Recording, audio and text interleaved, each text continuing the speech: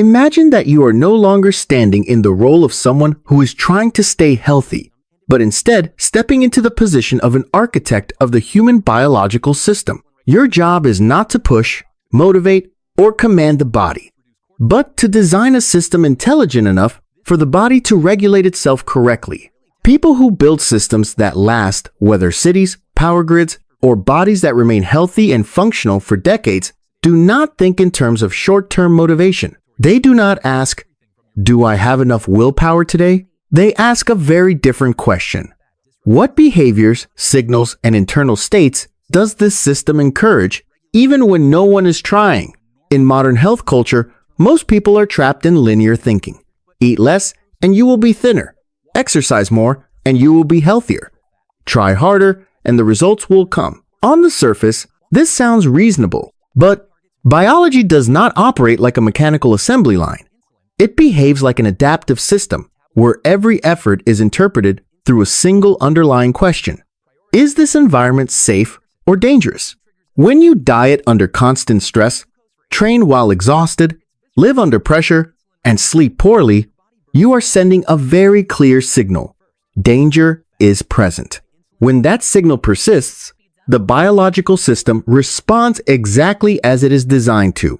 It stores fat, especially visceral fat. Cortisol rises. Insulin sensitivity drops. Metabolism slows. Survival is prioritized over optimization. This is why so many people are disciplined yet unwell, consistent yet chronically tired, doing everything right. While their belly does not shrink, their energy does not return, and their mind never feels lighter. The problem is not a lack of effort. The problem is a flawed system logic. A biological architect does not design around willpower. They design around asymmetric leverage, small changes that create large biological effects because they act at the control layer of the system. The body does not care how many minutes you exercise. It cares whether you regularly enter a state of movement that feels safe enough to release visceral fat. It does not care how low your calorie intake is. It cares about daily signals of oxidative stress, inflammation, and glucose stability. It does not need an occasional perfect day. It needs a calm environment, repeated long enough to trust. A new health logic does not ask, "How do I force my body to change?" It asks, "How do I design an environment where the body no longer has a reason to stay the same?" Within this logic, you do not fight visceral fat. You remove its survival purpose. You do not battle stress. You remove danger signals from daily life. You do not chase motivation. You reduce friction so the right behaviors happen naturally. High leverage actions always share the same characteristics. They repeat daily. They do not create tension. They do not require heroic willpower. They send clear, interpretable signals to the nervous system. A meal rich in deeply colored plant foods is not clean eating. It is a signal of cellular safety and antioxidant stability. A workout that leaves you slightly breathless but not destroyed is not burning calories. It is a message that energy can be released safely. A consistent daily rhythm is not simply healthy living. It is the language hormones understand. When these signals are placed correctly, the body does the rest on its own. Metabolism opens. Visceral fat loses priority. Cortisol declines. Baseline energy rises. And something unexpected happens. You stop feeling like you are trying. This model frees people from the loop of working hard but never feeling well through a very simple realization. The body does not need to be fixed. It needs to be placed into the right system. When the system is right, health is no longer a project fueled by motivation. It becomes a side effect of good design. That is how people who live long and stay well actually operate quietly, without force, without drama, and with remarkable effectiveness. Continuing in the role of a biological systems architect, we begin to see clearly why Japanese research never starts with the question, "How can people try harder?" They start with a far colder and more practical question. Which signals are actually controlling this system? In Japanese biological thinking, visceral fat is not the result of excess calories. It is a stable, defensive state. It emerges When the body lives long enough in an environment the nervous system interprets as unpredictable, inflammatory, oxidative, and rhythm disrupted. That is why their solution is not aimed at burning fat, but at removing the reason it exists in the first place. The Japanese approach is not a to-do list. It is a system designed for biological signaling. The first layer they intervene in is not muscle, but the cellular environment. Research on carotenoids shows that the key factor is not eating less, but reducing baseline oxidative stress, the condition that keeps fat storage genes permanently switched on. When oxidative signaling drops, the body naturally shifts from defense to release. This explains why they focus on food color rather than portion size. Color is a biological shortcut. The brain does not need to calculate. Cells do not need to debate. Genes immediately recognize the signal. The second layer is absorption leverage, not restriction. Instead of removing fat from the diet, they install a biological valve at the gut level. Green tea catechins do not stress metabolism. They simply slow and reduce how much fat enters the system, like lowering water pressure before repairing a pipeline. No shock, no resistance, no activation of survival mode. One of the most critical principles in Japanese thinking is this: never create a signal of scarcity. Scarcity is always interpreted by the nervous system as danger, and danger always leads to storage. The third layer, and the one most misunderstood in Western health culture, is movement. Japanese studies do not glorify extreme intensity or exhaustion. They target a very specific zone where the body can burn visceral fat while still feeling in control. This is why the talk test matters more than heart rate monitors.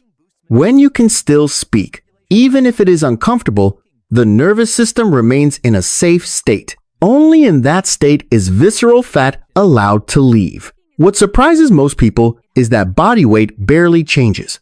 In linear thinking, this looks like failure. To a biological architect, it is evidence that the system is being repaired at the correct layer. They do not chase rapid numbers. They restore function. When these three layers are combined, a completely different logic emerges compared to modern health culture. Calories are not forced down, reducing biological stress. Exercise is not excessive, unlocking visceral fat. Daily rhythm stops fluctuating, stabilizing hormones. Motivation becomes unnecessary because the system runs itself. This is the asymmetric leverage the Japanese approach exploits. Small changes at the control layer, creating massive changes at the outcome layer. When this system is repeated long enough, something remarkable happens. You no longer feel like you are maintaining discipline. You no longer feel like you are chasing health. The body begins to select the correct behaviors automatically because the environment has made the wrong ones uncomfortable. This is the moment people escape the mindset of working hard but never feeling well. Not because they are smarter, but because they stop using human effort to compensate for poor design. If Japanese biological thinking had to be summarized in a single sentence, it would be this: health is not built through effort, but through signals. When the signals are correct, visceral fat dissolves. When the signals are correct, chronic stress declines. When the signals are correct, baseline energy returns. And at that point, health is no longer a goal to chase. It becomes the default state of a system designed correctly. Before this video comes to a close, pause for a moment and look directly at the most important message the entire story today has been pointing toward. Health does not collapse because you lack effort, but because you have lived too long inside a system that sends the wrong signals. We grew up in an era that treats the body like a broken machine. If something is wrong, tighten control, push harder, apply more pressure. But biology does not respond to force the way moral thinking tells us it should. Biology reads only the environment. It reads your rhythm, your stress, your stability. It reads whether today feels safe enough to let go. Visceral fat, chronic stress, and persistent fatigue are not enemies. They are memory traces of a system that has been forced to stay in defense mode for too long. And you cannot persuade a defensive system with promises or determination. The only way to change it is to redesign the signals it encounters every day. What is subtle about Japanese research is not advanced techniques, but a truth many people overlook. The body does not need to be pushed. It needs to be permitted. Permitted to burn fat, permitted to relax hormonal control, permitted to restore metabolic flow. And that permission only appears when the environment becomes calm, stable, and predictable enough. So instead of asking, "What more should I do?" the better question becomes, "What system am I living inside every day?" Is it a system that keeps you rushed, deprived, tense, and constantly self-doubting? Or is it a system that sends small but consistent signals that everything is okay, that energy can be used, that there is no need to store more?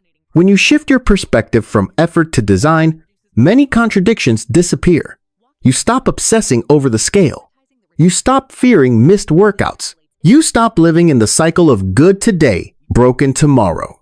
In its place, you begin building a biological foundation strong enough for the body to self-regulate without constant supervision. That is the moment health stops being a pressure-filled project and becomes a side effect of a system that is aligned correctly. If there is one thing you should carry with you after this video, it is not a nutrition hack and it is not a training protocol.